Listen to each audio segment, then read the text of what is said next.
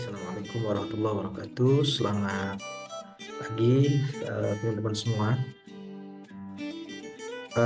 Selamat datang di perkuliahan eh, mata kuliah umum Bahasa Indonesia.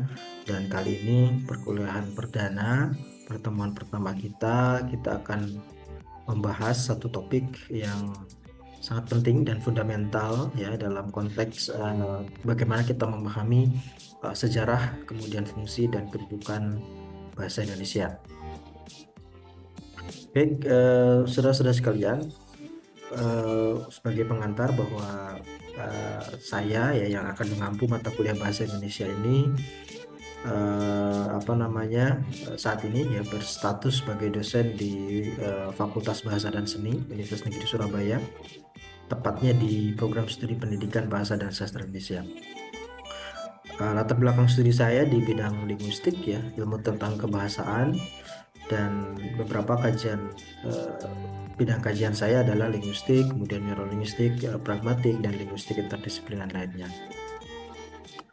Saudara-saudara sekalian, sebagai pengantar, perlu saya jelaskan terlebih dahulu bagaimana mata kuliah umum bahasa Indonesia ini. Jadi mata kuliah bahasa Indonesia ini akan mempelajari beberapa topik ya. Di antaranya adalah sejarah, ya, kedudukan, fungsi bahasa Indonesia, lalu hal yang lebih praktik yaitu bagaimana membaca kritis, lalu karakteristik bahasa Indonesia ilmiah, kemudian EYD, karya ilmiah, penulisan proposal, artikel dan makalah, penyuntingan, pengutipan dan daftar rujukan, serta presentasi. Adapun metode perkuliahan yang digunakan di sini adalah kombinatif, ada ceramah, diskusi, proyek, dan kadang studi kasus dalam beberapa pertemuan. Saudara-saudara sekalian, untuk pertemuan perdana ini, capaian pembelajarannya adalah bagaimana mahasiswa bisa menjelaskan sejarah, kedudukan, dan fungsi dari bahasa Indonesia dalam bentuk karya atau produk. Teman bisa mengakses buku pegangan ya yang ditulis oleh tim dosen bahasa Indonesia di sini, yaitu menulis ilmiah, buku ajar MPK Bahasa Indonesia yang diterbitkan oleh Universitas Negeri Surabaya.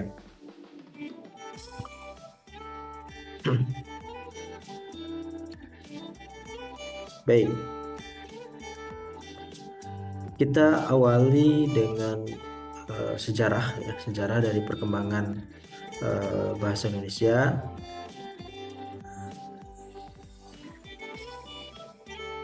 Nah, kita harus paham dulu konteks ya dari situasi perkembangan bahasa Indonesia. Nah, kita tahu bahwa keindonesiaan ya atau bagaimana kita menjadi orang Indonesia itu dibangun di atas perasaan atau sentimen sebagai sebuah bangsa di bawah kolonialisasi. Dulu ketika perkembangan awal ya, kita mengetahui bahwa masyarakat Indonesia atau negara Indonesia itu hidup ya di bawah tekanan kolonialisasi. Dalam hal ini kita tahu bahwa ada negara Belanda, kemudian Inggris juga ya, itu menjadi latar bagaimana kemudian kita ini membangun satu entitas ya yang dinamakan Indonesia itu berdasarkan pada perasaan atau sentimen ingin menjadi bangsa sendiri, sentimen untuk menjadi bangsa yang merdeka di bawah bebas dari tekanan kolonialisasi. Di sini juga akhirnya perjuangan ya yang kemudian memiliki dinamika yang juga tidak sederhana gitu ya. Ada pro, ada kontra, ada diskusi, ada debat sana sini, ada perjuangan fisik, bahkan ada juga perjuangan secara diplomatis, perjuangan non fisik dan yang lainnya. Jadi yang pertama, bagaimana kita memahami bahwa Indonesia atau keindonesiaan itu dibangun atas perasaan atau sentimen sebagai sebuah bangsa di bawah kolonialisasi. Lalu kita juga paham betul bahwa Indonesia ya memiliki keberagaman etnis dan bahasa. Kalau kita lihat dalam konteks bahasa misalnya ya, kita Indonesia ini data yang paling terbaru begitu ada 718 bahasa daerah yang ada di Indonesia. Ini dikeluarkan oleh Badan Pengembangan dan Pembinaan Bahasa. Lalu ada lebih dari 1.300 etnis ya yang hidup menetap mendiami sekitar 13.700 pulauan. Dan tentu etnis dan bahasa itu masing-masing memiliki filosofis, budaya, nilai, norma, adat, dan tradisi yang berbeda-beda antara satu dengan yang lainnya. Dan ini juga perlu kita sadari bersama bahwa terkadang kekayaan itu akan seperti halnya dua dua apa namanya dua dua tub begitu ya, yang kadang ini akan menjadi kekayaan berharga bagi kita jika kita rawat, tapi juga kadang akan berpotensi pada konflik-konflik horizontal yang itu apabila kita tidak merawatnya dengan baik. Nah, lalu yang ketiga, meskipun terdapat beberapa bahasa daerah dengan jumlah penutur yang cukup besar, misalnya di sini ada Jawa, Sunda, Melayu, ya, maka bahasa Melayu saat itu diadopsi sebagai lingua franca. Lingua franca itu bahasa bahasa komunikasi, ya, bahasa komunikasi, dan sebagian besar karya sastra ditulis dalam bahasa Melayu atau bahasa-bahasa daerah tertentu. Jadi ini clear ya terkait dengan hal ini. Lalu yang disebut bahasa Indonesia itu belum ada waktu itu ya, bahasa Indonesia itu belum ada. Nah, hingga bahasa Indonesia itu baru muncul ya ketika dinyatakan sebagai bahasa persatuan dalam Sumpah Pemuda pada 28 Oktober ya, tahun 1928. Kita tahu ya, ada satu tanah air Indonesia, satu bangsa Indonesia, dan yang terakhir adalah menjunjung bahasa persatuan, yaitu bahasa Indonesia. Lalu hal inilah yang menandai dimulainya politik dari bahasa Indonesia. Nah, kalau bisa kita sebut ini fase pertama, yaitu fase pembenihan, fase permulaan, ya, permulaan dari bahasa Indonesia. Saudara-saudara sekalian, kalau kita lihat ya bagaimana perkembangan bahasa Indonesia, perjalanan politik dan perencanaan bahasa Indonesia dari masa ke masa bisa kita bagi menjadi setidaknya 4 fase ya, 4 fase perkembangan perjalanan. Pertama adalah fase persemaian, tadi fase awal gitu ya, di mana bahasa Indonesia itu baru muncul sebagai satu entitas bahasa secara resmi, dinyatakan secara eksplisit dalam dokumen Sumpah Pemuda pada 28 Oktober 1924, tepatnya di butir ketiga. Lalu bahasa Indonesia itu mengalami fase yang kedua setelah persemaian pembenihan tadi itu. Lalu fase kedua yaitu fase dikukuhkan ya, secara status dikukuhkan dengan regulasi yang kuat ya. Ini tentu akan mengubah bahasa Indonesia itu yang awalnya itu hanya sebatas nama entitas yang ada dalam Sumpah Pemuda, tapi setelah ada secara eksplisit dinyatakan dalam regulasi yaitu Undang-Undang Dasar 1945 pasal 36 itu, maka bahasa Indonesia pada saat itu statusnya dikukuhkan menjadi bahasa negara. Lalu bahasa nasional lain yang menandai adanya fase baru dari bahasa Indonesia yang tentu akan semakin kuat sebagai sebuah bahasa pengakuan ya, bahasa yang diakui oleh negara sebagai bahasa negara dan bahasa nasional. Lalu bahasa Indonesia itu kan mengalami dinamika, mengalami perkembangan, dan akhirnya bahasa Indonesia mengalami fase yang ketiga, yaitu fase pengembangan ya. Pengembangan di sini apa yang dikembangkan? Yang pertama adalah korpus. Korpus ini penting untuk mengembangkan tata bahasa ya, kemudian untuk mengembangkan ejaan gitu ya, dan seterusnya. Ejaan saja kan kalau kita lihat perkembangannya, dinamika perkembangannya juga sangat terlihat ya, bagaimana dulu ada ejaan Van of Reason, lalu ada ejaan Republik atau ejaan Suwandi, lalu ada ejaan yang disempurnakan. Ejaan yang disempurnakan pun beberapa kali mengalami penyempurnaan, begitu mengalami perubahan.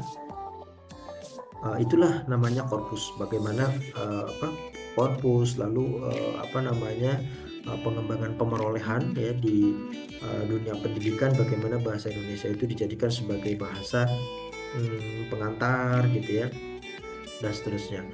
Lalu martabat ya, martabatnya juga bagaimana penggunaan bahasa Indonesia itu di ruang-ruang publik itu diperkokoh kedudukannya agar martabatnya semakin mapan.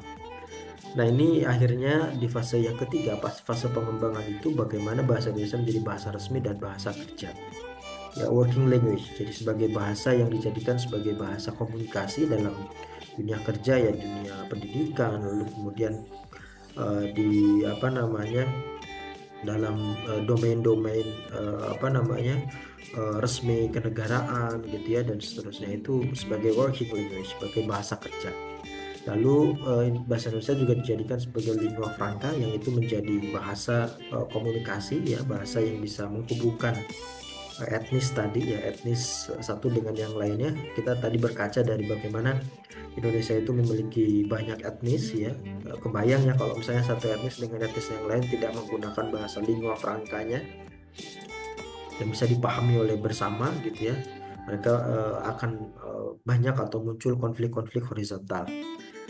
Nah, di sini di tahap yang ketiga dilakukan banyak penyempurnaan kodifikasi, pengembangan kodifikasi ejaan, tata bahasa ya, kemudian kamus ya, kamus-kamus dulu, kamus besar bahasa Indonesia itu tidak sekaya seperti yang sekarang. Itu kan sangat-sangat sederhana dulu, tapi karena adanya pemutakhiran, karena adanya pengembangan ya, akhirnya kan menjadi kamus besar bahasa Indonesia yang kita kenal saat ini ya, yang entry-nya saja itu sudah banyak gitu, sudah kaya. Tadi ya, working language sebagai bahasa pengantar di sekolah, layanan publik ya, komunikasi antar etnis dan yang lainnya. Nah, lalu ada amanat besar dalam Undang-Undang Nomor 24 Tahun 2009 yang harus mengantarkan bahasa Indonesia itu bukan hanya selesai di status di pengembangan ya, di fase pengembangan, tapi juga harus dibuanakan, diinternasionalisasikan. Ini ada amanat besar ya yang diberikan oleh Undang-Undang 24 tahun 2009, bahwa bahasa Indonesia itu harus dikembangkan, harus dinaikkan fungsinya, statusnya sebagai bahasa internasional. Nah, disinilah bagaimana bahasa Indonesia harus dijadikan sebagai bahasa pengajaran bahasa Indonesia di luar negeri gitu ya. Lalu pengakuan sebagai bahasa resmi sedang umum UNESCO, ini kemarin kita memperoleh status ini, lalu mempromosikan bahasa Indonesia di forum-forum internasional. Inilah saya kira tahapan-tahapan krusial yang sampai detik ini kita sudah mengalami 4 fase ya, pembuanaan, persemaian, pengukuhan, pengembangan, dan pembuanaan. Saudara-saudara sekalian, kita coba teliti ya, kaji lebih detail dari fase-fase tadi. Itu yang pertama adalah fase persemaian. Jadi penggunaan istilah Indonesia secara bersamaan untuk menyebut tanah, bangsa, dan bahasa itu melambangkan persatuan yang kuat di antara masyarakat Indonesia. Dan istilah atau nama tersebut menjadi gerakan kemerdekaan gitu ya. Faktanya bahasa Indonesia tidak mengalami bentuk protolingual seperti Pidgin dan Creole. Jadi kalau kita lihat dalam ilmu sosiolinguistik itu, bagaimana proses terjadinya sebuah bahasa, ada satu teori yang mengatakan bahwa bahasa itu mengalami awalnya itu sebagai semacam Pidgin itu bahasa-bahasa sangat sederhana yang digunakan dalam konteks sangat-sangat terbatas begitu, lalu kemudian berubah menjadi Creole ya. Creole itu lebih kompleks dan komprehensif dari Pidgin begitu ya, lalu menjadi sebuah bahasa. Nah, bahasa Indonesia tidak seperti itu. Bahasa Indonesia langsung ya diturunkan dari lingua franca, yaitu bahasa Melayu yang ada pada saat itu. Nah, ideologi bahasa baru tersebut gitu ya, akhirnya kemudian diperkenalkan kepada masyarakat bukan dengan nama bahasa Melayu, melainkan sebagai nama entitas baru namanya bahasa Indonesia, untuk menciptakan rasa kebersamaan dan positif menuju cita-cita kemerdekaan. Dan hari ini bahasa Indonesia itu sudah mengalami perkembangan yang jauh melampaui bahasa induknya. Kalau kita anggap bahasa Melayu itu sebagai bahasa induknya, maka hari ini bahasa Indonesia telah mengalami perkembangan yang sangat pesat, bahkan melampaui bahasa induknya. Gitu ya. Nah, lalu di fase yang kedua, Pak, fase pengukuhan ya, setelah proklamasi kemerdekaan, bahasa Indonesia dinyatakan sebagai bahasa negara. Ini diatur dalam Undang-Undang Dasar 1945, tepatnya di pasal 36.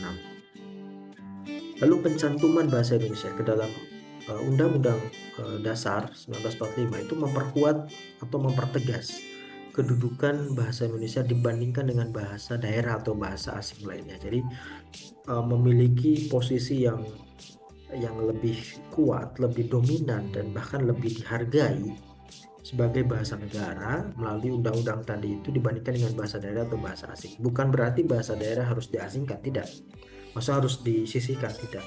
Tapi bagaimana pemanfaatannya itu diutamakan. Makanya dalam konteks ini ada yang namanya politik bahasa Indonesia itu adalah Trigatha Bangun Bahasa, ya, bagaimana pengutamaan bahasa Indonesia, pelestarian bahasa daerah, dan penguasaan bahasa asing, gitu ya.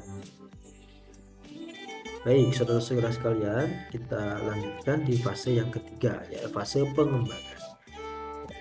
Jadi pengembangan di sini itu tadi ya sudah disinggung, ada pengembangan tata bahasanya, gitu ya. Nah, tata bahasanya, bahasa Indonesia itu dikembangkan, ya, mulai dikembangkan, ya, dan distandarkan. Makanya ada yang namanya tata bahasa baku bahasa Indonesia. Lalu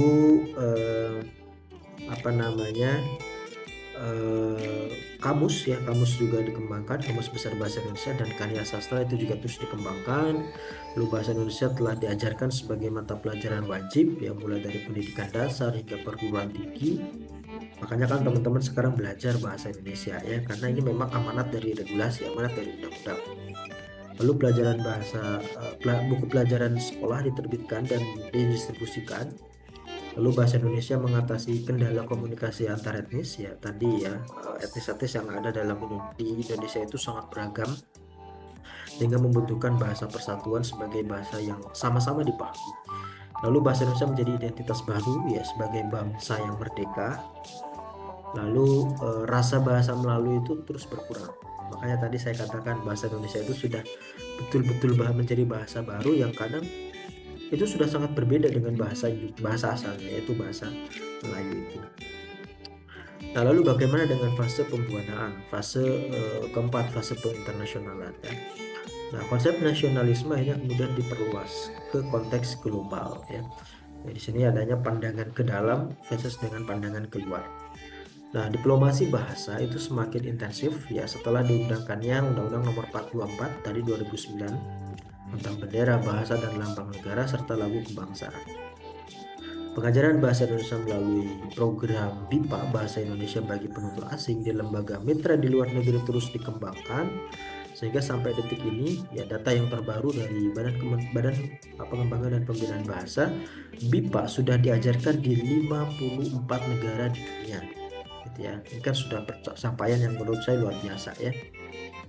Jadi 54 negara yang ada di dunia ini sudah mengajarkan bahasa Indonesia sebagai bahasa asing atau bahasa ketiga, bahasa kedua dan bahasa ketiganya. Jalur diplomatik ditempuh untuk pengakuan bahasa Indonesia sebagai bahasa internasional. Jadi dilakukan jalur-jalur yang tersistematis agar hal ini bisa tercapai dengan baik. Baik, terkait dengan internasionalisasi bahasa Indonesia, ada kabar gembira untuk masyarakat Indonesia, ya, yang pada saat itu di 2023 tahun lalu bahasa Indonesia menjadi resmi dianggap sebagai bahasa resmi sidang umum UNESCO. Dan ini pengakuannya ini secara eksplisit disampaikan dalam Rule 52 dari dokumen, ya, the rules of procedures of the General Conference. Nah, ini terkait dengan languages of the conference. Di sini dikatakan bahwa Arabic, bahasa Indonesia, Chinese, English, French, dan lain sebagainya are the official languages of the General Conference. Jadi dianggap sebagai bahasa resmi dari sidang umum UNESCO. Ini kan patut kita berbangga terkait dengan capaian ini. Sekilas terkait dengan status-status bahasa di UNESCO. Jadi ada 3 jenis bahasa atau 3 status dari bahasa di UNESCO. Yang pertama adalah bahasa resmi, the official languages. Ya, official languages ini ya bahasa resmi PBB. Di sini ada Inggris, Prancis, Cina, Rusia, Spanyol, dan Arab. 6, ya. Lalu yang kedua adalah working languages. Working languages ini hanya 2, yaitu Inggris dan Prancis, dan yang ketiga adalah tadi the official languages of the General Conference, gitu ya. Bahasa resmi sidang umum. Ya, jadi pada saat sidang-sidang umum maka digunakanlah bahasa resminya. Di sini ada 6 bahasa resmi, ya tadi ya 6 bahasa resmi dan 6 PBB, bahasa resmi PBB ditambah dengan bahasa Italia, bahasa Portugis, Hindi, dan yang terakhir adalah bahasa Indonesia. Ya, ini yang menurut saya ini luar biasa. Jadi ketika sidang-sidang di PBB di UNESCO, ya, bahasa Indonesia itu bisa digunakan tanpa perlu ada translate, ya, penerjemahan, ya. Saudara-saudara sekalian, lalu bagaimana kalau tadi kan ada 4 fase perkembangan bahasa Indonesia. Lalu 4 fase itu kan harus dikembangkan dan ada konsekuensi logis dari dianggapnya atau diakuinya bahasa Indonesia sebagai bahasa sidang umum UNESCO. Maka ada perkembangan, ada yang namanya model linear recursive, ya, dalam politik dan perencanaan bahasa Indonesia setelah penetapan status oleh UNESCO. Jadi ada perencanaan status 2B di sini, pengenalan pada organisasi dan forum internasional serta secara bertahap, ya, menerapkan pendekatan lingua franca plus yang dikembangkan oleh Badan Pengembangan dan Pembinaan Bahasa yang fokusnya pada kerjasama pendidikan dan publikasi akademik, lalu perdagangan dan pariwisata. Kemudian perencanaan korpus dan pemulihannya adalah penyiapan infrastruktur kebahasaan, mulai dari tata bahasa, ejaan, sistem, kamus, gitu ya, dan seterusnya. Penyiapan bahan ajar yang relevan dan kontekstual untuk penutur-penutur asing. Lalu memobilisasi secara masif guru-guru dari jaringan domestik dan diaspora untuk mengajarkan bahasa Indonesia di negara-negara mitra, lalu membangun kesadaran di antara para pemangku kepentingan dalam negeri bahwa kita sudah sampai pada tahap internasional dan kita harus terus mengembangkan bahasa kita, ya. Saudara-saudara sekalian, itu sejarah perkembangan dari bahasa Indonesia. Lalu bagaimana fungsi dan kedudukan dari bahasa Indonesia? Nah, fungsi bahasa Indonesia sebagai bahasa nasional itu setidaknya ada 4. Yang pertama adalah bahasa Indonesia sebagai lambang nasionalisme, yang kedua lambang identitas bangsa, yang ketiga adalah pemersatu bangsa, dan yang keempat adalah media penghubung sosiokultural bangsa Indonesia. Mengingat bangsa Indonesia adalah bangsa yang kaya dengan kehidupan sosial dan budayanya, sehingga diperlukan ada media penghubung dan juga pemersatu agar tidak terjadi konflik-konflik horizontal. Lalu terkait dengan bahasa Indonesia sebagai bahasa resmi kenegaraan, ini disampaikan secara eksplisit dalam Peraturan Presiden RI nomor 63 tahun 2019, dikatakan bahwa di Indonesia dikenal dan dipakai 3 jenis bahasa, yaitu bahasa Indonesia sebagai bahasa negara dan bahasa nasional, bahasa daerah, dan juga bahasa asing. Dan pemanfaatan dan penggunaannya itu diatur sedemikian rupa, ya, agar bahasa satu tidak berkelindahan dengan bahasa yang lain dan bahasa Indonesia tetap menjadi bahasa yang diutamakan.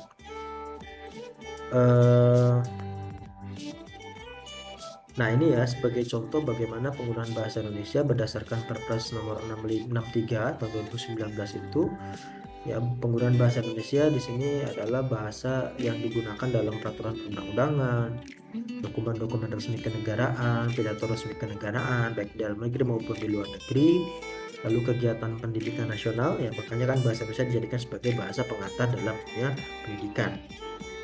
Lalu surat perjanjian, ya, yang melibatkan negara, lembaga swasta di Indonesia atau perseorangan warga negara Indonesia itu harus menggunakan bahasa Indonesia.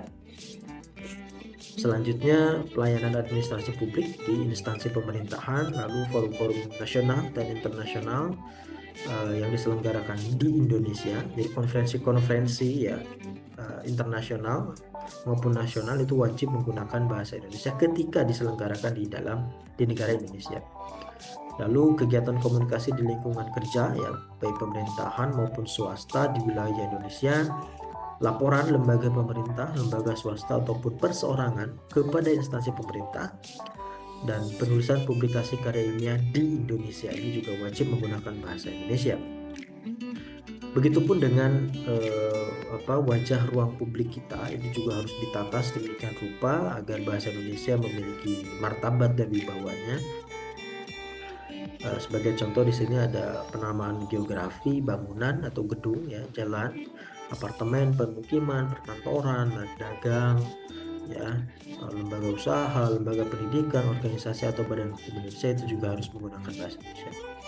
Informasi tentang produk yang beredar di Indonesia, rambu-rambu, petunjuk jalan, ya, fasilitas umum, spanduk dan yang lainnya, termasuk penyiaran informasi melalui media massa, baik media cetak maupun media elektronik, itu juga wajib menggunakan bahasa Indonesia.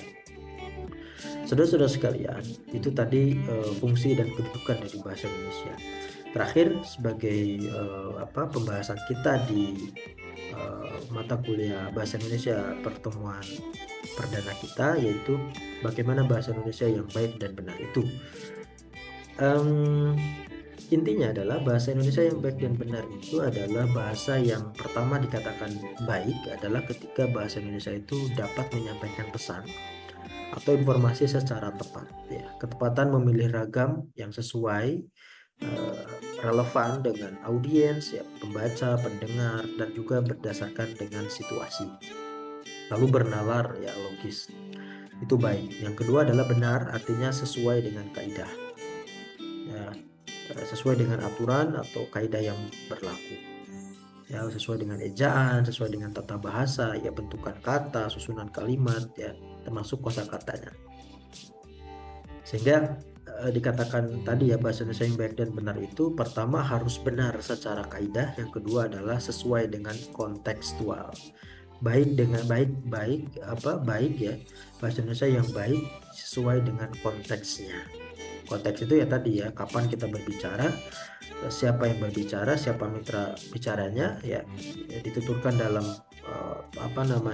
pembicaraan tentang apa, ya, dan yang lain, itu konteks. Saudara-saudara sekalian, itu saya kira untuk pertemuan perdana kita di mata kuliah bahasa Indonesia. Kita akan melanjutkan di pertemuan yang akan datang dengan topik yang lain, melanjutkan dari topik kita di bahasa Indonesia. Sekali lagi, selamat belajar, selamat terus mengkaji ya terkait dengan keunikan bahasa Indonesia, termasuk bahasa-bahasa yang ada di Indonesia. Sampai jumpa, dari saya cukup sekian. Assalamualaikum warahmatullahi wabarakatuh.